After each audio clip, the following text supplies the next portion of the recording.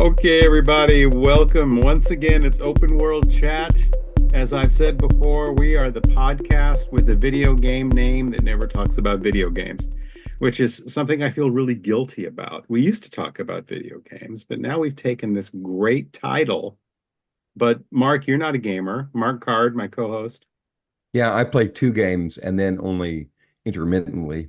Yeah, not enough there to talk about. And in case I forgot to mention, I'm John Odom, your founder, your beloved Open World Chat founder.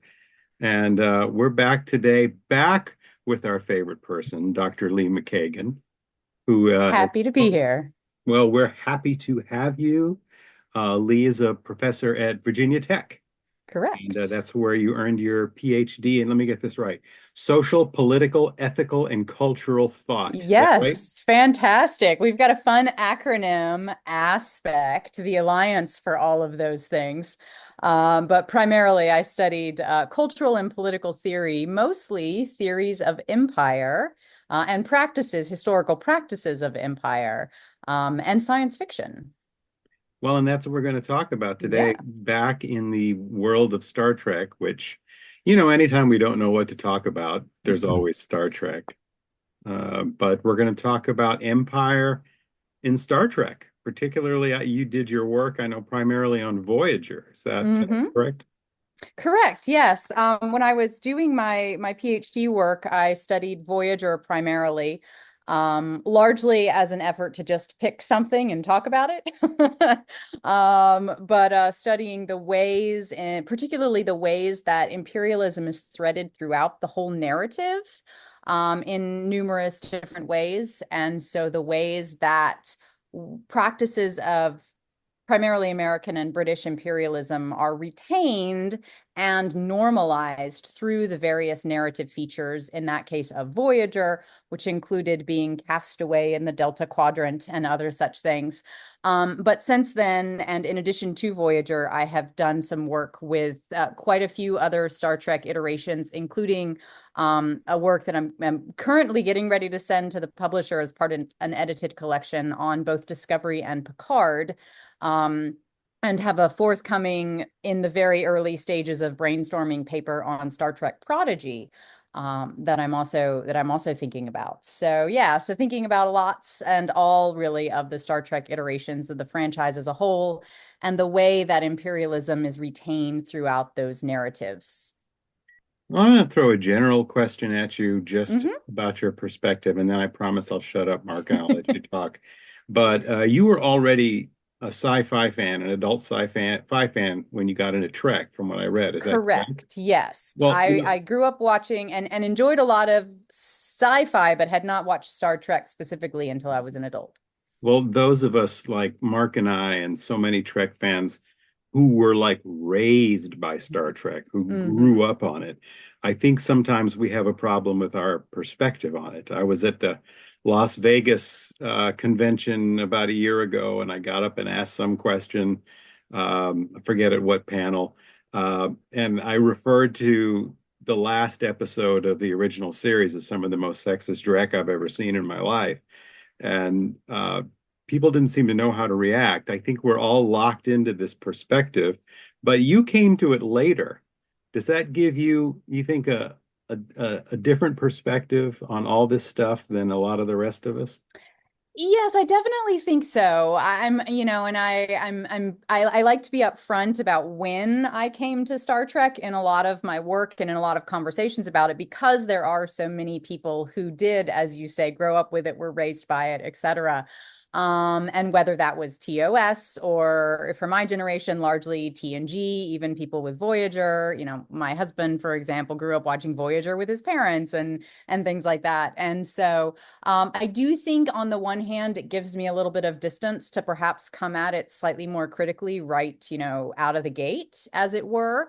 Um, but and it does change people's engagement with and perspective with. But I have found Star Trek fans by and large to be very willing, no matter when they came to the series, to be incredibly willing to entertain my perspectives and my criticisms, particularly in ways that I think you might not see in some of the other Star Universe franchises, not to name any names. But so yeah, there is sort of, in some instances, depending on when people come to it, at what point in their lives, there's obviously a nostalgia factor, which is actually one of the things I'm going to be examining with regard to Star Trek Prodigy, and the way that that show is doing such a phenomenal job of balancing Trek nostalgia for parents and also introducing to new generations or older generations who aren't familiar with Star Trek,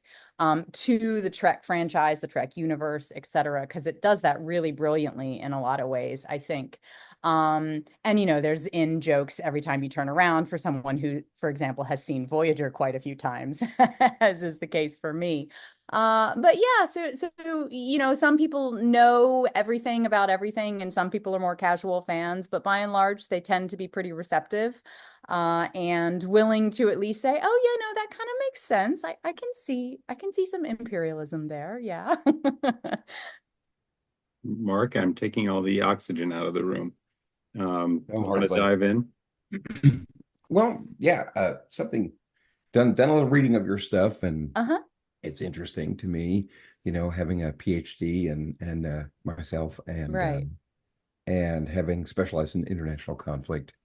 I'm fairly familiar with literature on an empire, and in general, most empires are built on economic foundations.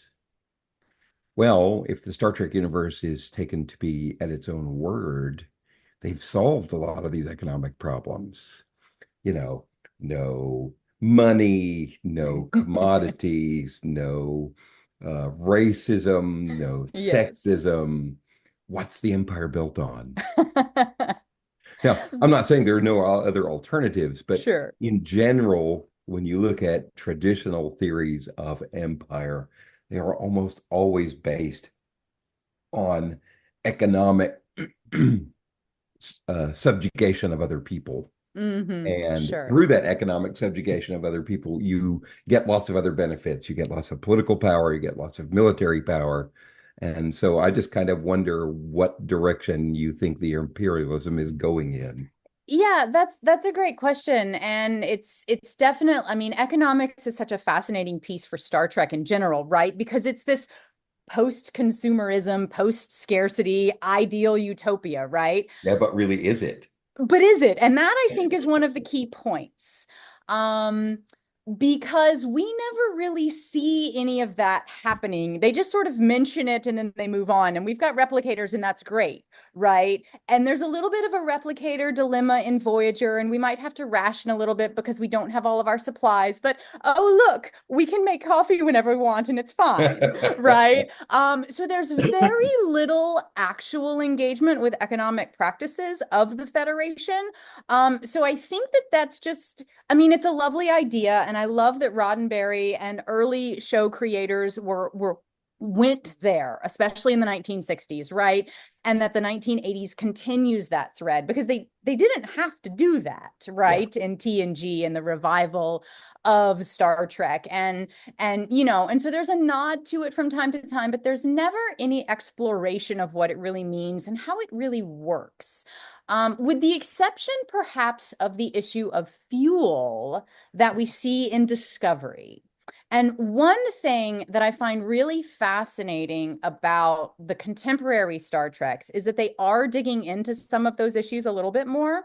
But it's done in such a way that still sort of completely circumvents the way economics actually works and the way that it would actually function in reality, right? So we've got this element of dilithium, and the discussion of Discovery can do these wonderful and amazing things because it doesn't need dilithium, and oh look, now we found some and we solved the burn and everything's fine, right? But so while economics tends to sort of be a thing that we point to as this lovely and wonderful and amazing thing about Star Trek, it's never actually explained, which I would love to see more about. That's one of the things I would really love Star Trek to do, is to dig into the intermedium period between this Zephram Cockrum World War III moment, and all of a sudden now we're creating the Federation in, the early 2000s Enterprise, and then all of a sudden it's grand and everybody's happy and we like the Vulcans now,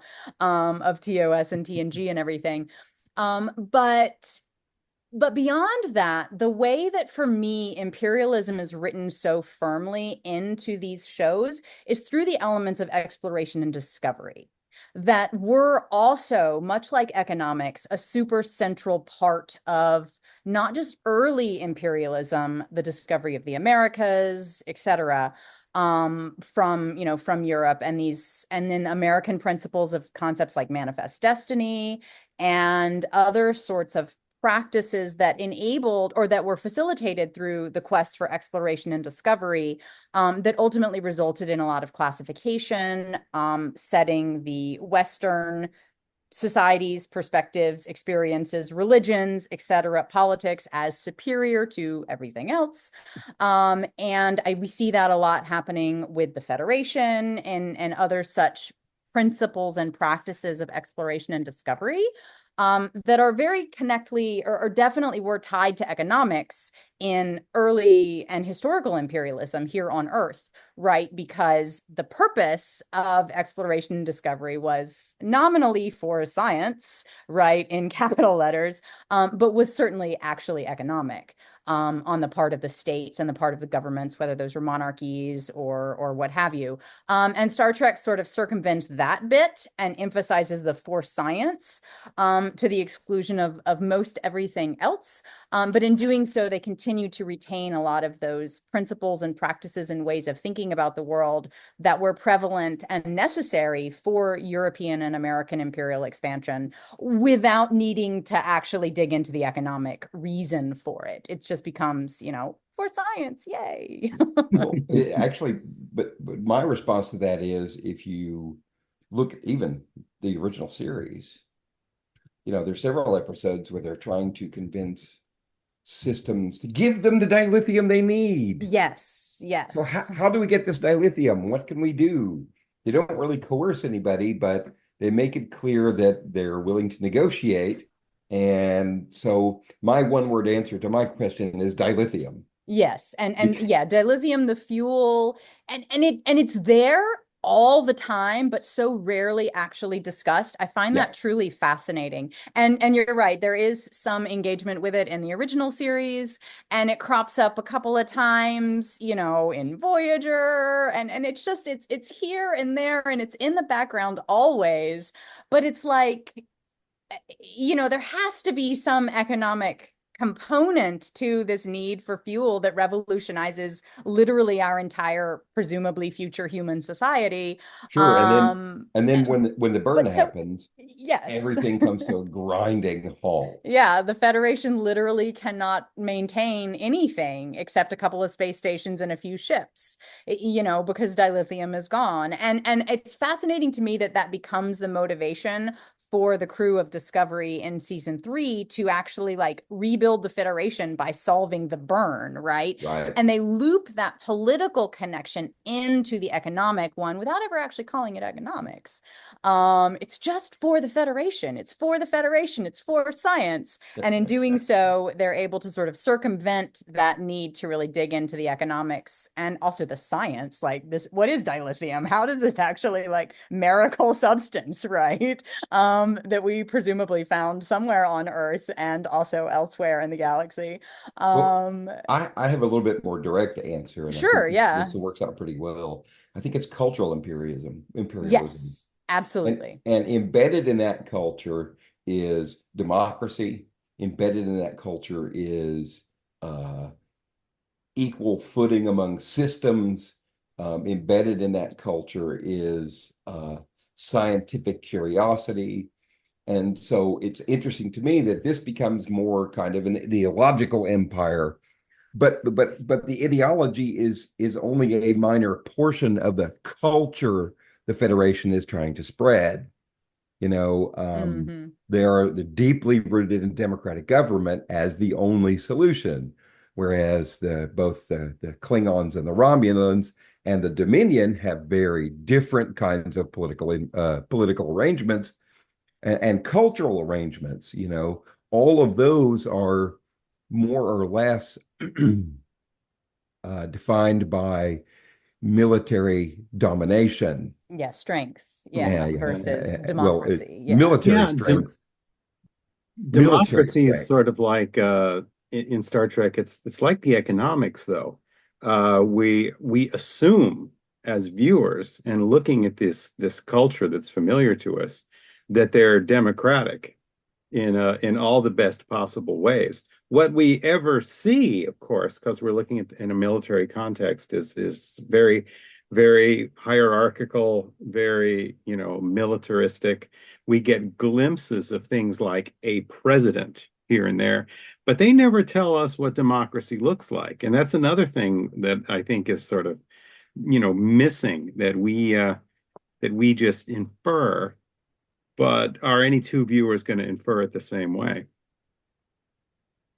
Yeah, Well, that's definitely an excellent point. Governance is a point that I would love to see more explored in more detail. Again, Discovery plays with this to some degree, but it's still very limited to the UN model of governance as the only option. And Mark said this very well, right? It's the presentation that the Federation's way of doing things, which is very Western, very liberalism, very democratic, is the only option. And that to me is the root of the problem, as I will identify it, in this consistent narrative is that there's very limited opportunity for alternatives.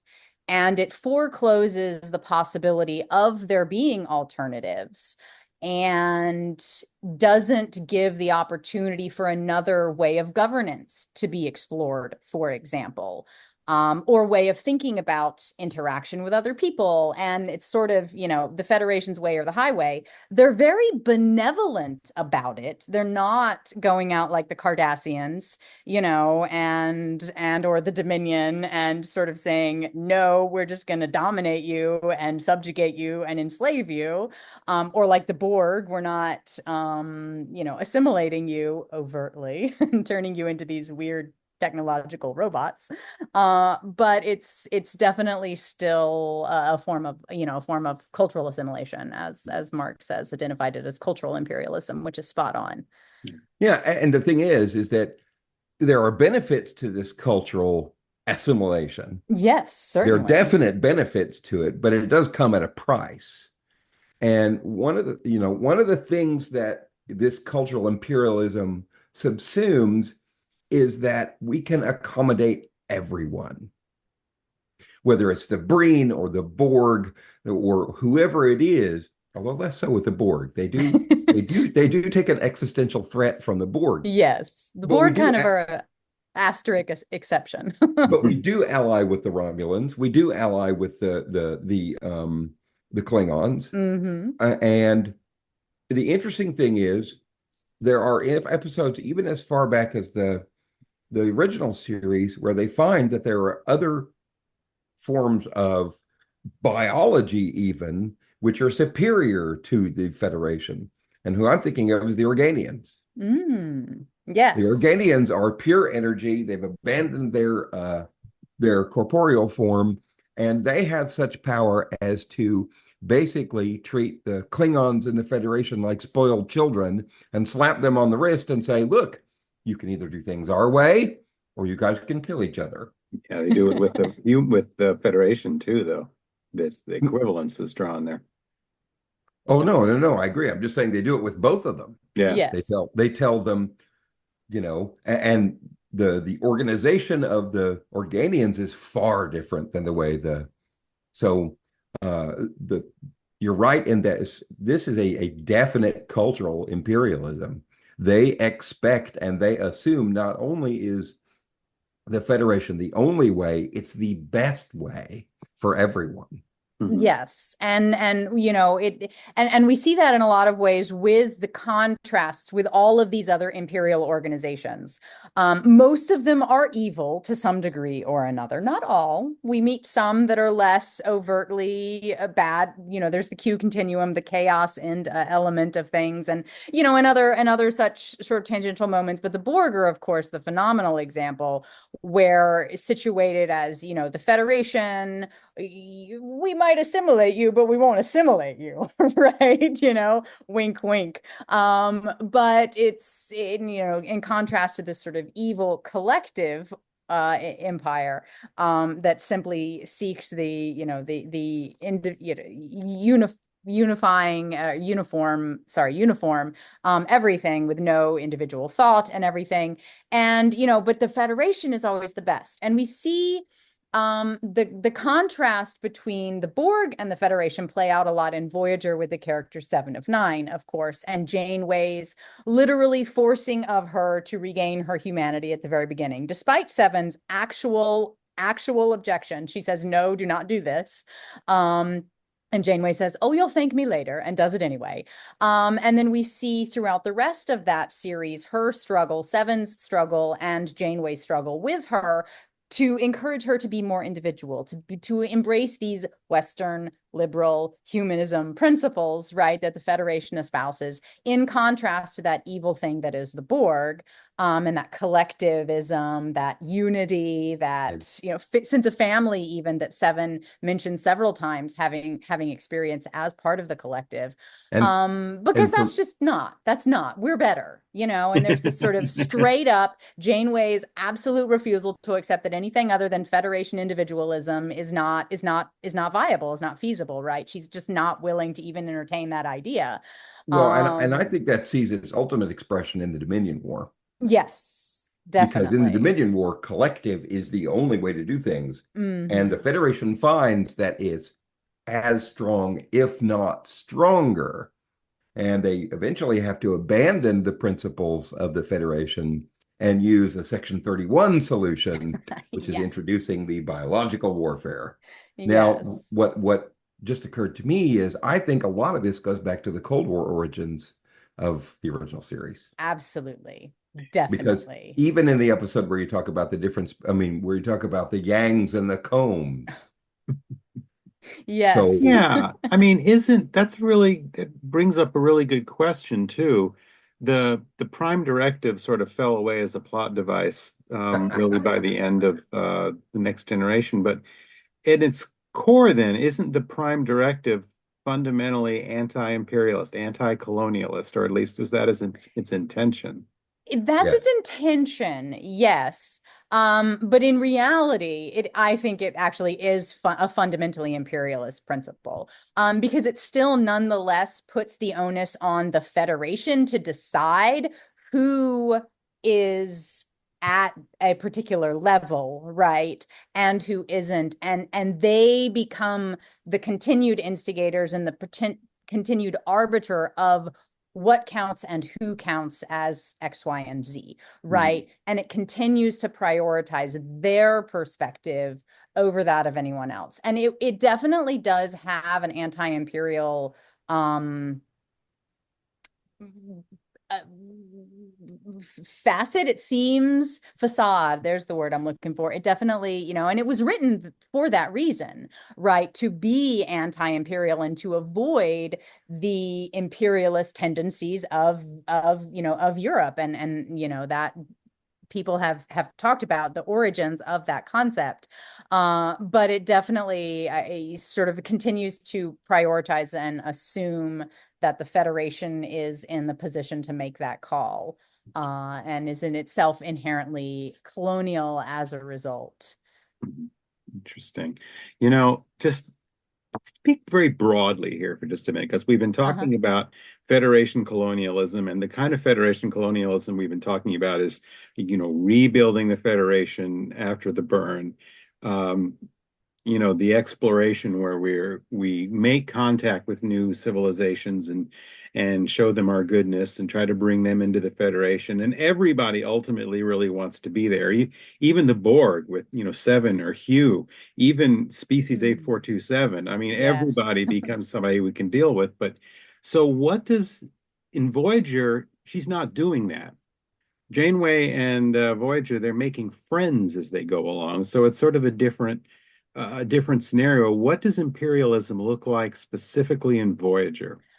So Voyager is fascinating to me for a lot of reasons. I watched it and just loved it straight up, and knew that I was really excited to talk about it and think about it. And I really do love Janeway, and I think she's phenomenal, and Kate Mulgrew is fantastic.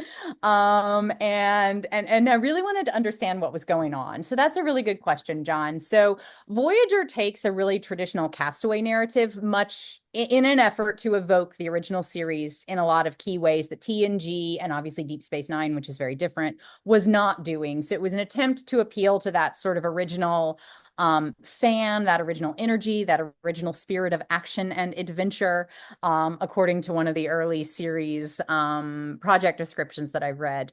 And so they do that by flinging Voyager, Robinson Crusoe style into the middle of the Pacific Ocean or the Delta Quadrant, and they can't get home. So at the end of the very first couple of episodes, Janeway has made this mission to not only get home, which I've argued elsewhere becomes their prime directive and allows them to violate as much as they want the actual prime directive, which Janeway's very good at doing, more so than anyone else, I think. And she makes this other mission to map the Delta Quadrant and understand the Delta Quadrant. And in doing so, she basically says our version of understanding the Delta Quadrant and mapping the Delta Quadrant is going to be the only one that matters because it's the one for the Federation. So they do make friends. They also make quite a few enemies, including the Kazon at the very end of the first episode, right, where Janeway's like, "Nah, we're not doing that," and says and makes herself a nice several seasons long enemy there. And up to and including the Borg, right? We see most of the Borg engagement in the Voyager series as a whole. And some other really great enemies, including the Herodians and those, reptile Nazis running around and stuff. But in doing so, their imperialism really does become this super imperial scientific project to map, to discover, to understand, and ultimately to return home.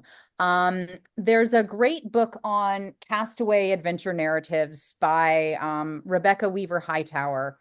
And in it, she argues that 1990s castaway narratives began to evoke a neo-imperial island fantasy where it's not just an effort to colonize the island, a la Robinson Crusoe, okay, and farm it and name it and map it and live on it and understand it and claim it, but it is also undertaken and sort of subsumed by this desire to return home because that is the most superior and ideal form of existence you can imagine. Yeah, she And has we to see get this in back to something the like Castaway, the Tom Hanks movie, right? yeah, Sorry, she Mark. has to Yeah. get back home Yeah. to resume doing things the Federation way. Exactly. And so Voyager's Imperial mandate becomes that journey to understand the Delta Quadrant for the Federation. She's very clear. We're going to map this for the Federation, and we're going to get home to regain our status as members of the Federation. And I can certainly, understand the castaway desire to return home in general, to be, familiar, blah, blah, blah, all those things.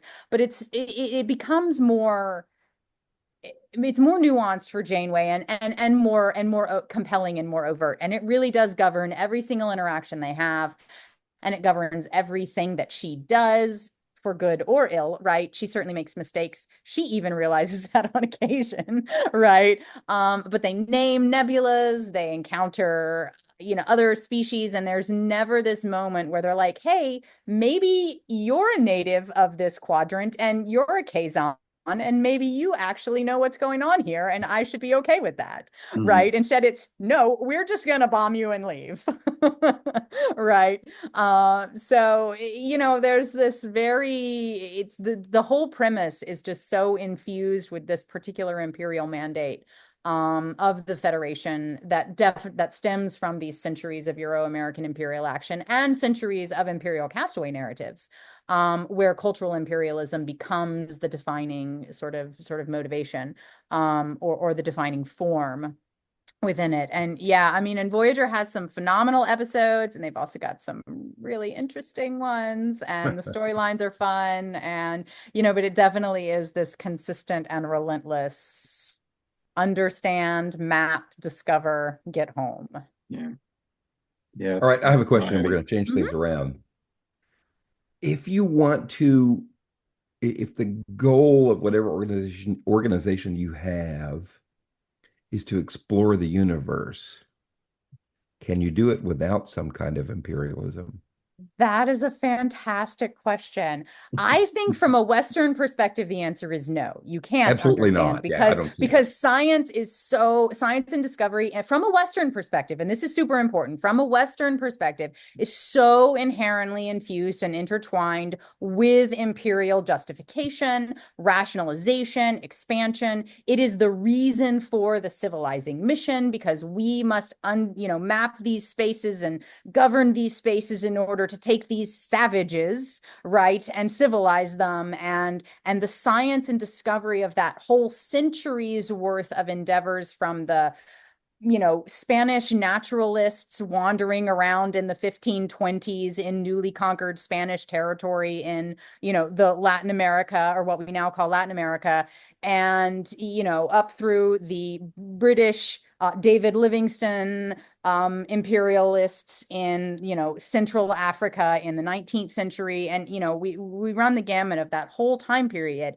And so from a Western perspective, no, science and discovery and exploration is inherently imperial, but Western perspectives are not the only ones, right? And this is where I think something like Star Trek has the potential to do some really fundamental and super necessary engagement with non-imperial ways of thinking, by highlighting some of those, digging into the ways that indigenous populations understood land and the earth and plants and animals, and the way that Aboriginal populations did those same things, and sort of any sort of society or organization or group of people that you want to name, and digging into those ways of thinking about science would look very, very different.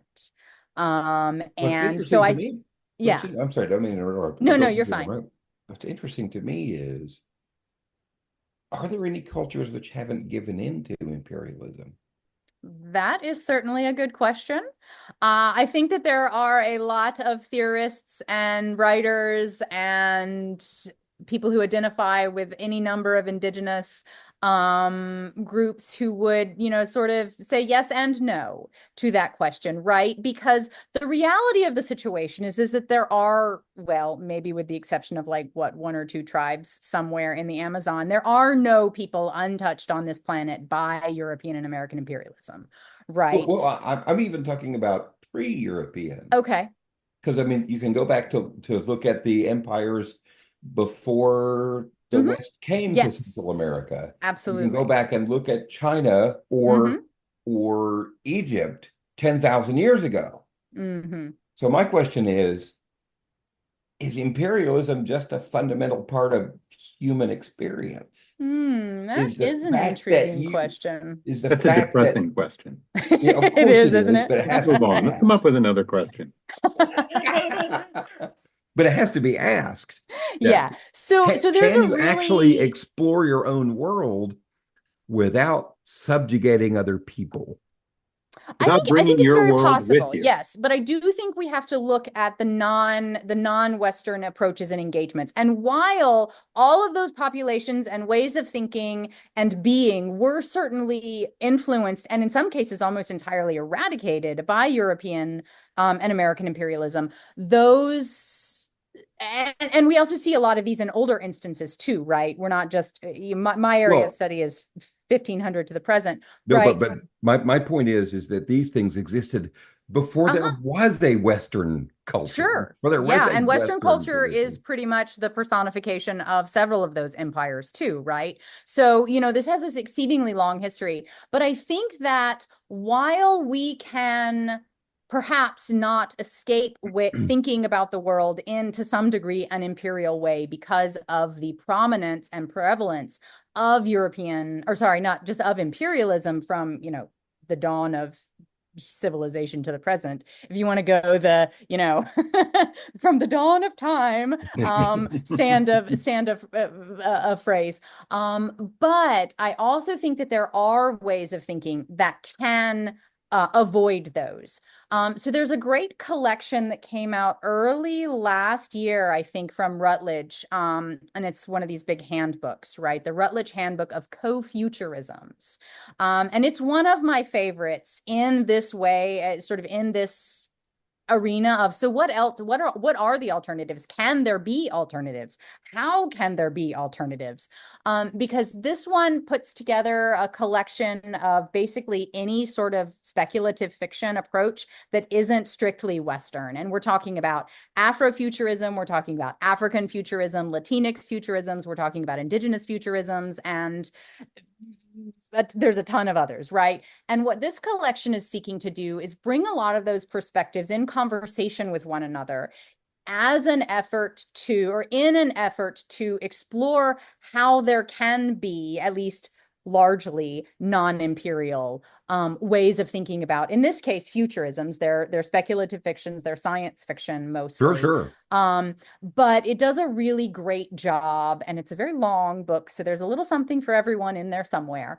But the collection as a whole does a really phenomenal job of presenting some of the very many ways we can do this, and some of it is quite simple, or even a lot of it might be seen in a Western context is to be quite simple. For example, indigenous stories that deal with the aftermath of the destruction of whatever civilization you want to name, right? By learning to forage again, for example, which seems in a 21st century context to be super basic, right? And in some ways maybe too basic, but on the other hand, it brings back a way of interacting with the world that does predate the most destructive form of imperialism for, in this case, North American indigenous populations, which was that of Britain and ultimately the United States. So there are definitely ways to think through that question.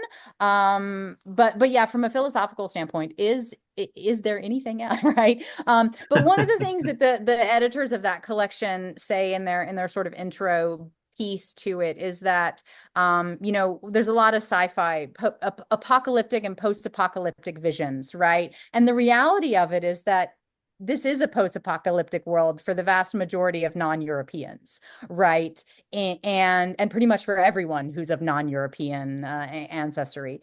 And so thinking about how they're continuing to engage with that world, and studying the stories of resistance to imperialism from a history standpoint is also a really fascinating one, because yes, they were being subjugated and colonized and in many cases killed and oppressed and other things, but they were also still in some ways reacting to that. So there's very much, there's a lot to be learned through those histories as well.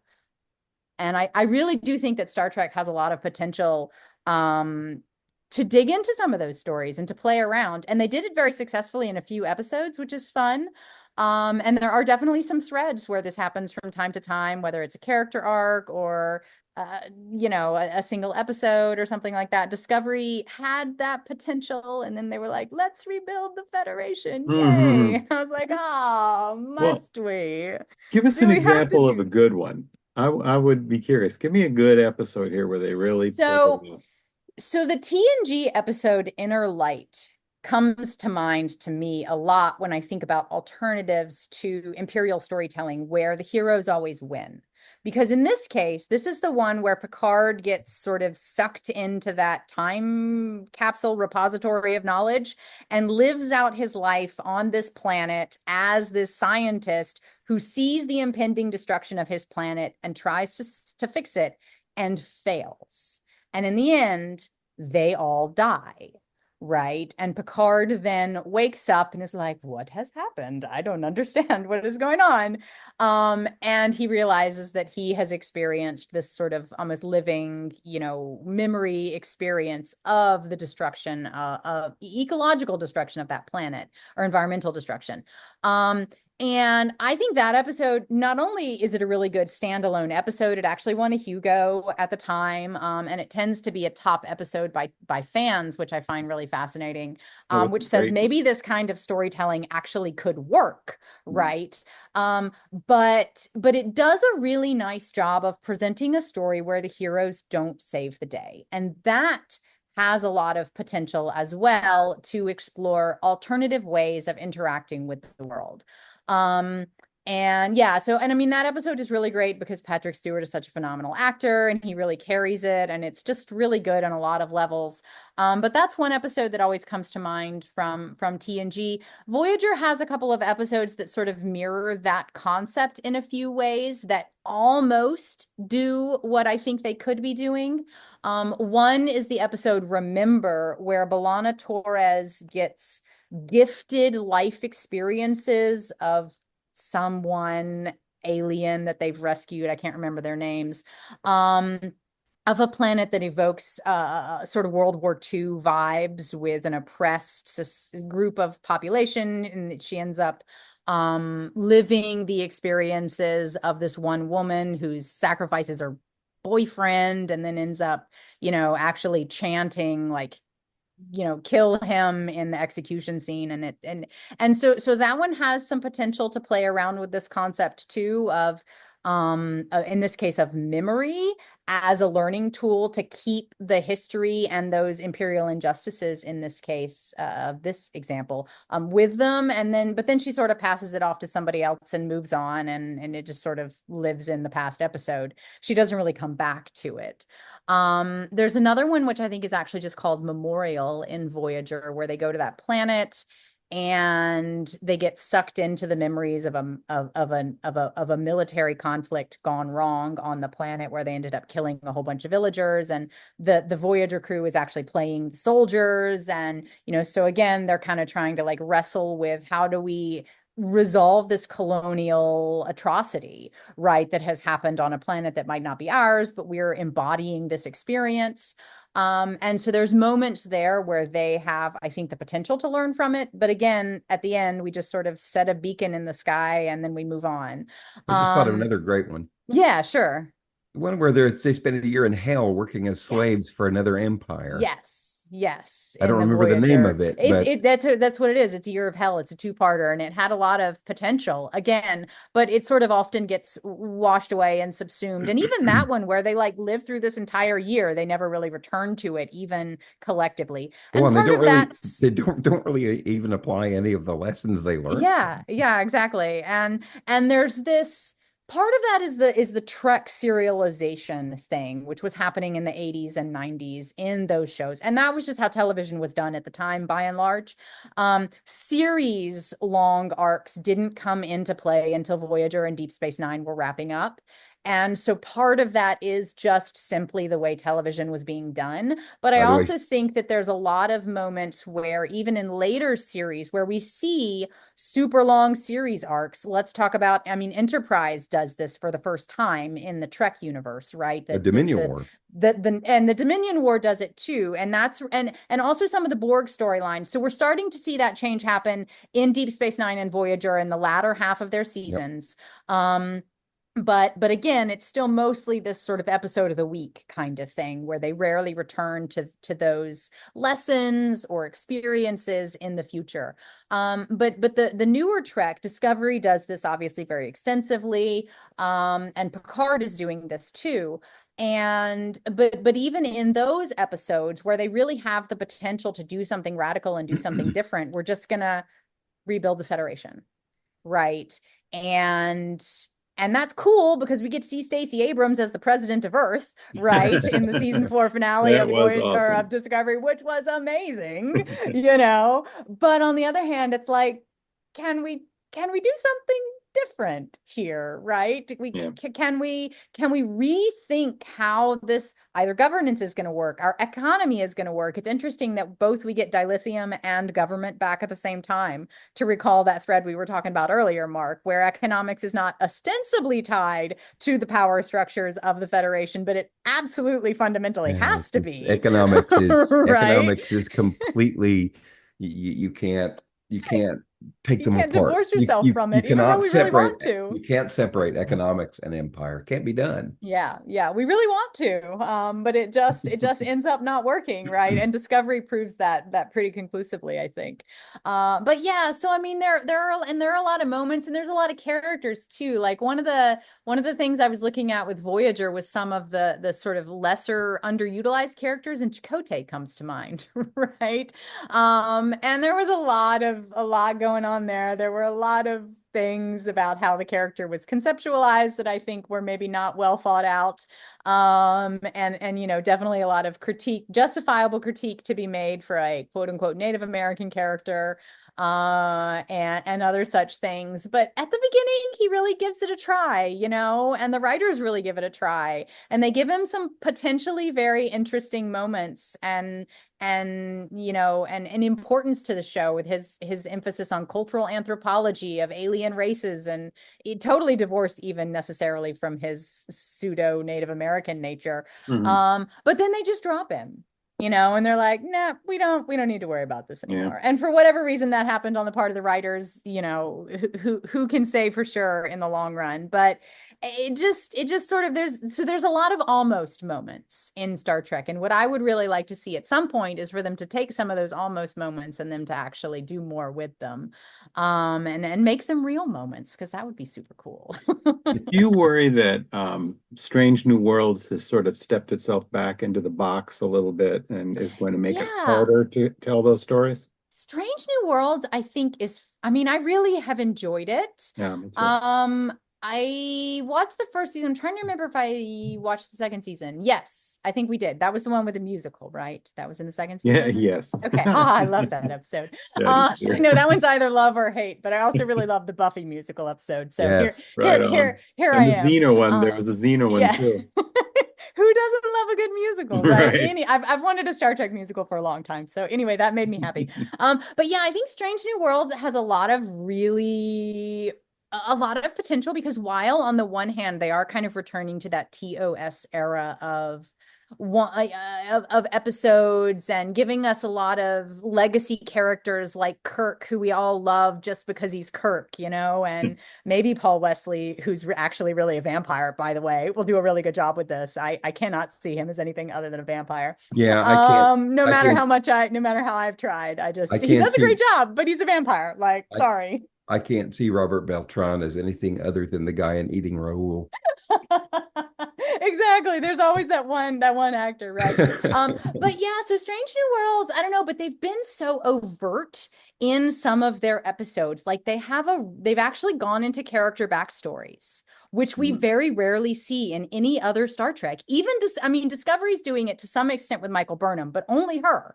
Like, but Strange New Worlds gave us what, two entire episodes of the Doctor's backstory, where he's this physician on a planet that is like absolutely being decimated by military forces, and he's on the front lines of this military conflict, and he's definitely got PTSD. Oh, and by the way, there's this whole storyline with his daughter that just like ripped my heart out, Oh, that you was so know. good. Yeah. And it was so well done. And he's really not a main character, honestly, So I think they're doing some really cool things with some of the characters' backstories. We get some Uhura backstory that is fascinating, gave Yeah. her a really nice, it really fleshed out the TOS character, which many of us over the years have acknowledged is very limited, although was important even though it was limited, and also she can sing, so that's cool.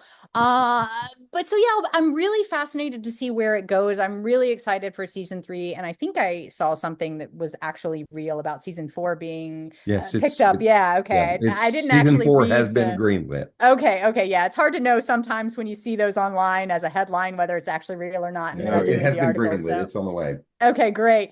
So yeah, I really want to see where that goes because we've got this macho leader, white man captain, right? But then on the other hand, he's cooking right and left for his crew, and he's just a super awesome human and seems to be having an actually productive relationship that undergoes stress, and he's talking and communicating and in touch with his emotions, and Yeah, Well, yeah. plus you he's got that, know, Gets all plus he has that, verklempt and hugs number one. yes, exactly.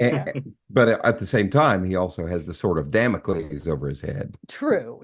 And maybe that's one of the reasons he can be touchy-feely is because eventually, we know and he knows He what his knows what fate his fate is. is, so he has to make the Yeah. most of it. Now, I wanted to make Yeah. one more point that occurred to me here Hmm. about, I think it's interesting, this popped into my head.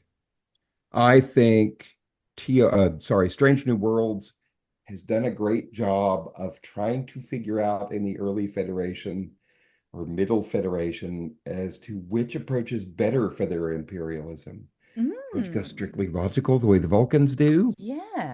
Or do you Yes. want to balance some basic humanity, Hmm. i.e., human values for exploring space?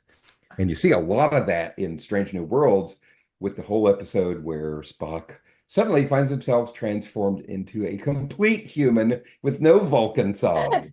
That episode was so good. He's Yes, like, it's what is going, yeah, because everyone's like, what the hell? And he's and the best living it part up. about that, is T'Pring's reaction to it. She's like, "What the hell is wrong with you?" You are absolute. This is super important. My mother is coming. You cannot do this. Yeah, the human Vulcan dichotomy is such a fascinating one because it presents and it's been this way from the beginning with the original Spock, right? And Michael Burnham's character digs into Mhm. this too in Discovery.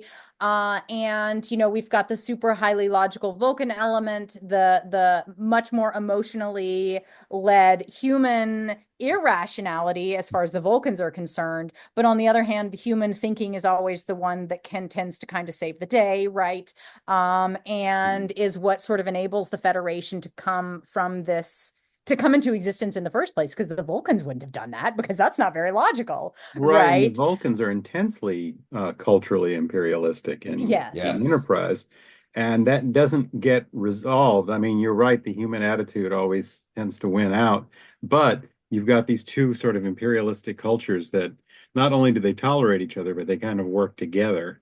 And I think that they Yes. complement each other too, to a And, large degree. I mean, Spock struggles endlessly with the human half and the Vulcan half, and so does Michael Burnham, the Vulcan raised human. And we see that in this episode where all of a sudden Spock is freed from his Vulcan restraint, and it doesn't go well, and it's just this. But nonetheless, those approaches are really super intertwined, uh, and in the uh, cultural imperialism of the Federation as a whole. Yeah, I want to bring this back to real world theories of international conflict because we can do this here. Hmm. This is interesting. So there's a theory out there, and it's not coming to mind the name of it, which says that war between great powers occur when a rising power threatens the hegemon economically. Hmm. And it says that almost always the result of this will be a big major power war, and that there are exceptions to this. And one of the exceptions to this is the transformation of, or the transfer of, the title of world's most important superpower from Britain to America. Hmm. That occurred without a major power war. And it occurs in the 19th century with the building of the American Navy, and how the American Navy helps eclipse, and this goes back to a previous episode we did, about how the American Navy helps America eclipsed Britain not only in military power, but also in economic power. And that is exactly that merging of two galactic hegemons, Yes, the humans being the rising hegemon the and the Vulcans Americans, being the dominant the hegemon. dominant hegemon. Interestingly enough, I think that the Vulcans and the British might have some at least ostensible connections in their, not That's it. showing emotion and being very logical. No, that's a phenomenal point, Mark. I mean, yeah. And we see, I mean, and that is ultimately cemented, of course, in a historical context with World War II, That's right? right. And the special relationship. Much more That's so right. even than World War I, although we see part of that happening in World War I. But mostly it's World War II and the Americans come out. And this, of course, is what sets up the Cold War, which we had mentioned earlier and never actually followed that thread, as laying a lot of the groundwork for the not only position of the Federation as sort of this American Western power, in contrast, of course, at the time to the Klingons in the original series.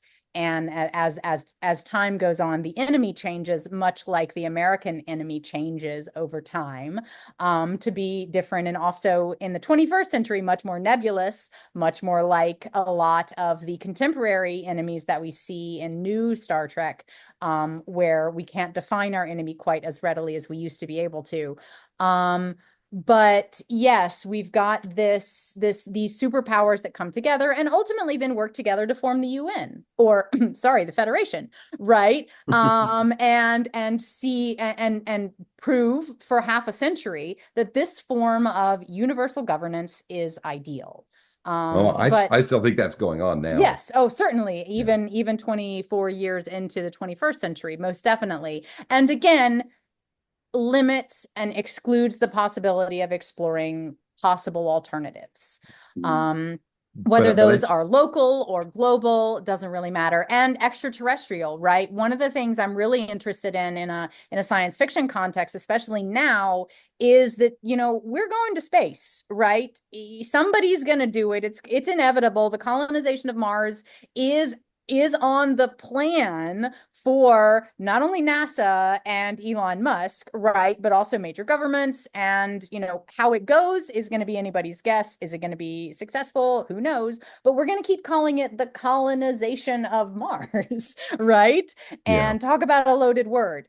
And, when I forget the name of the book, his last name starts with a Z, wrote The Case for Mars in 1996, and he justifies the need to go to Mars because of, based on the process of American manifest destiny and imperialism, and like that is literally the justification, is we need to do this because we did it here and it worked, and in that perspective completely eclipses all of the harm that was done not only to people but also to the planet in through that process, and especially as we experience increasing climate disasters and insane hurricanes, for example, as we move into the 21st century. Yeah. We've got to start taking this seriously. We've got to start paying attention, and we've got to start talking and having conversations about what else we could be doing. And I think Star Trek could really do that.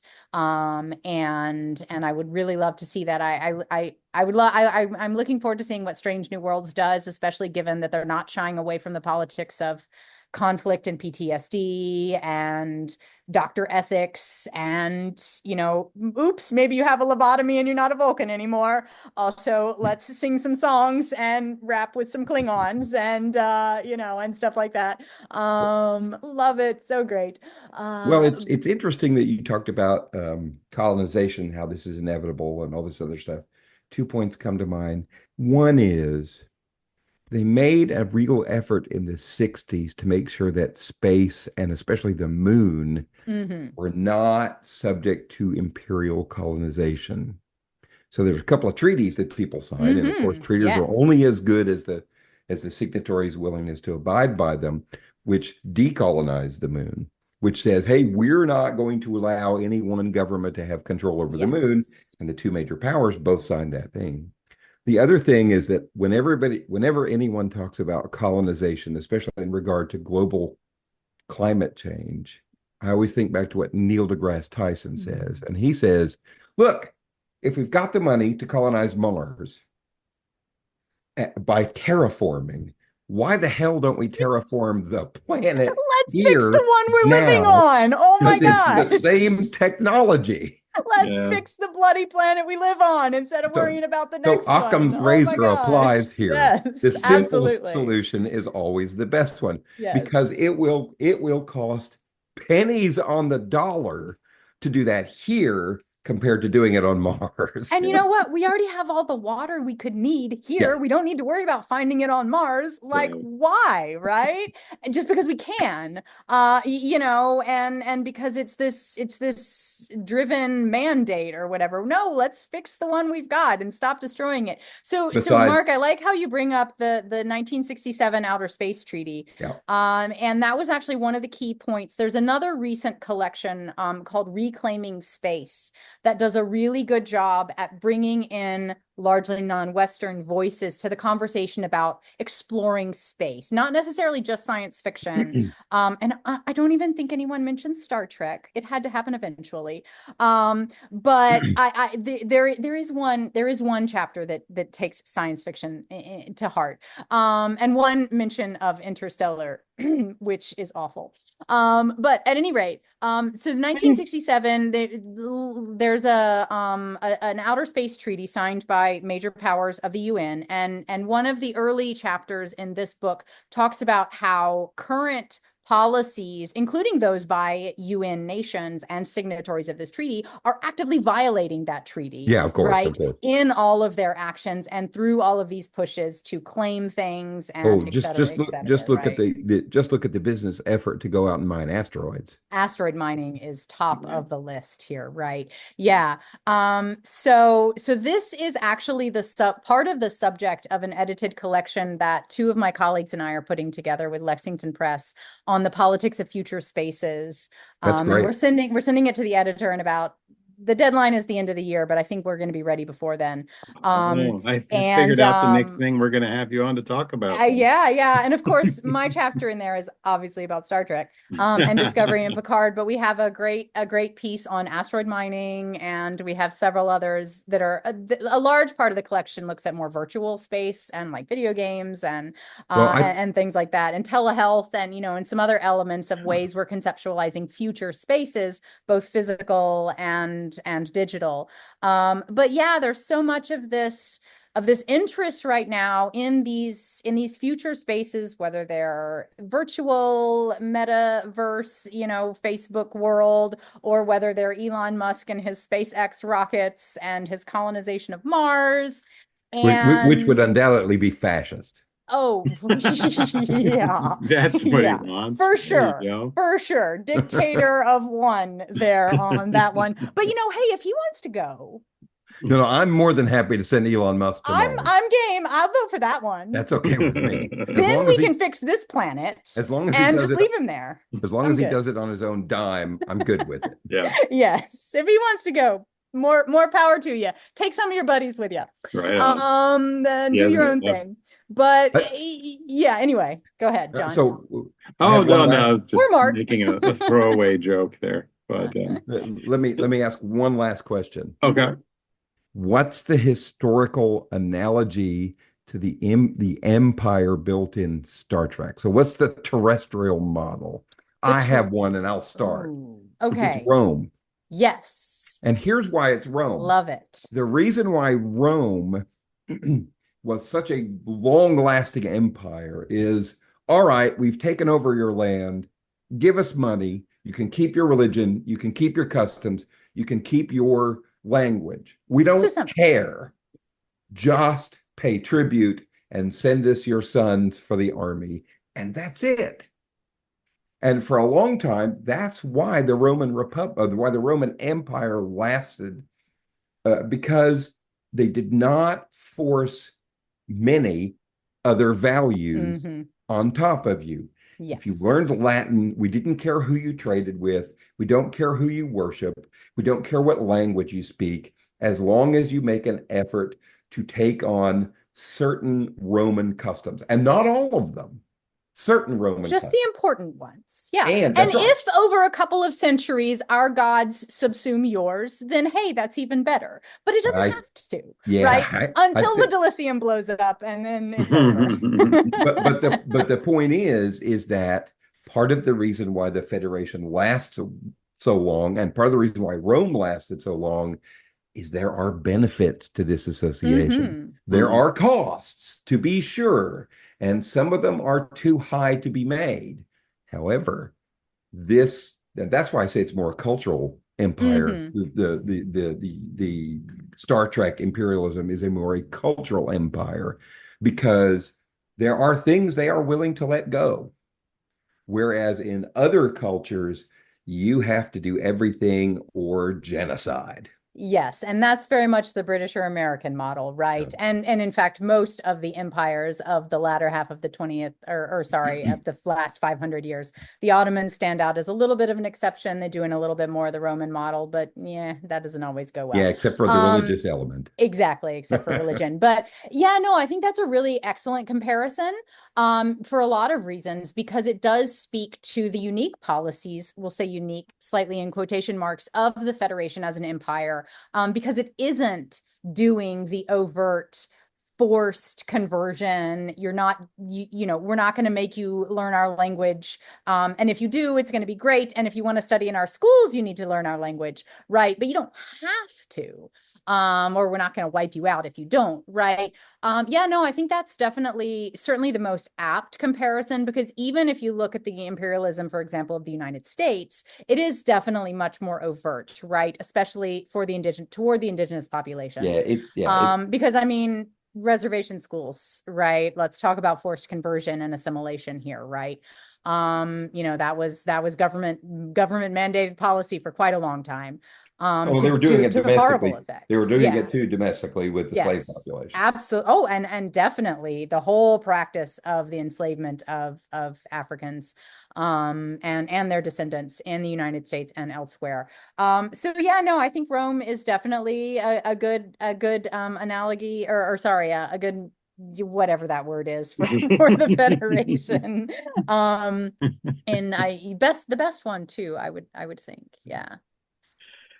Or Well, maybe and if you want to again connect it to the American example, it's the Americans the way we want to think about our empire rather right, than the way it right. actually This was. is the way we're Right. teaching. Exactly, post World War It's the II. story told version of the Mhm. American empire, which was exceptionally benevolent, Right. right? Well, What it's history can you point to deny that white fact? man's Well, burden here. I'd give you Yes. the great example of, Rome as a republic decimated Carthage. And, Mm. the old apocryphal story is they sowed salt into the land Hmm. so it was no longer arable. Look at how we treated the Japanese. Yes. I don't know of a time in history where you say, okay, well, we're not going to totally wipe you out after you tried to destroy our way of living. Mhm. And in fact, what we're going to do is, look, just let this white guy write your constitution, and then you can do whatever you want. We'll just keep some troops here for the next 40 or 50 years. It'll be fine. But all of this comes from our virtue, not Yeah, of from course. not necessarily overtly from like economic control, although that's obviously there in the background. The idealized version is that it comes because we are so virtuous, and And we're going to help you. yeah, we are exporting virtue. Well, that's what the Romans thought too. Yes. No, it's true. And we're succeeded at to a large degree. I mean, in terms of maybe not Absolutely. virtue, but certainly Abs their culture was well, there is an argument made among classicists that Rome still exists, and I don't think it's really far off the mark. Well, yeah, and it would certainly stand to reason that, not to pin this directly on Roddenberry, but early creators and developers of early Star Trek and ongoing Star Trek would certainly find an appeal in looking to Rome. There's definitely a nostalgia element in looking at that empire and its legacy and its longevity. Well, and And so that there's a extends really, go ahead. that extends to the critics of America, who Mm-hmm. are also now using Rome as an analogy for the end of empire in the United States. So it's my contention that when you stop talking about the end of empire in the United States, that's really when it's really happening. As long as somebody's saying this is the end of the empire, it's not. It's definitely not. Yes. Yeah, so there's a great book or a Star Trek novel, and I know that the novels are not technically, canon as it were, but the Discovery era books have been created more in connection with show creators than the previous eras. So there's a great one by Una McCormick, a Discovery novel that explores Michael Burnham's first year in the future. It's called Wonderlands, maybe, I think is the name. I'd have to look it up. And it's great. I actually listened to it as an audiobook, but it was phenomenal because there's a really interesting thread to that novel of Burnham learning more about the burn and what actually happened. And she's learning it through the perspective of journals from a Federation council person before and after the burn, and this council person is reflecting on the Federation and acknowledges how big it has gotten, and that it isn't working anymore, and that smaller concerns are being pushed to the wayside. The Federation isn't able to help its smallest constituents and its smaller planets because of the demands of the large centralized planets, right? And the Rome parallels there are just sort of off the charts, right? When you're thinking about the sort of at least quintessential history look and assumption at why the Roman Empire ultimately failed. And Firefly. Exactly. Yeah, exactly. So that was a really fascinating novel, a Trek novel. I haven't read many of them, but that one was fun. I'd like to read more when time allows. So when my children are adults, in other words, and I have nothing else to do with my time anymore. And then there will be 800 more Star Trek novels to try and figure out where to get started in. But yeah, so the connections to Rome are certainly really fascinating. That was a great point, Mark. I love that. Well, everybody, I think as always, this has been so much fun.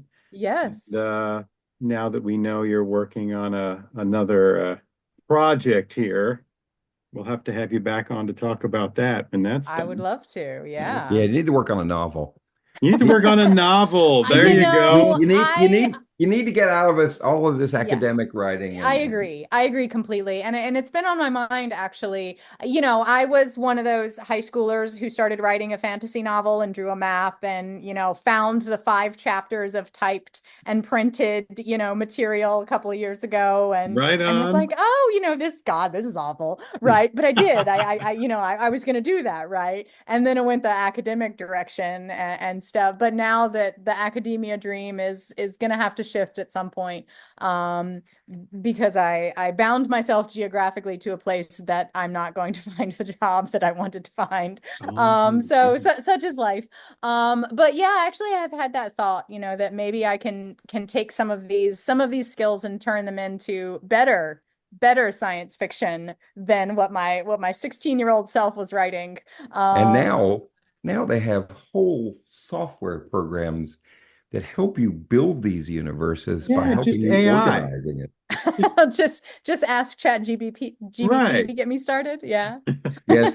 Then what you'll get is a whole compilation of imperial science fiction premises. Yes. Let's talk about how imperial that might actually be a fun experiment just to sort of see what it turns out. But yes, I imagine that Elon Musk as the dictator, president of Mars would factor in heavily in that particular version. But okay. Yeah, I'll get back to you on that one. Maybe I can pencil in some ideas. Let us know for sure. All right, Leigh McKagen, our favorite guest. Well, thank you both. I've had a blast. We'll have you. That's been great. Thank you. Yeah, everybody, have a great day. We'll see you next time.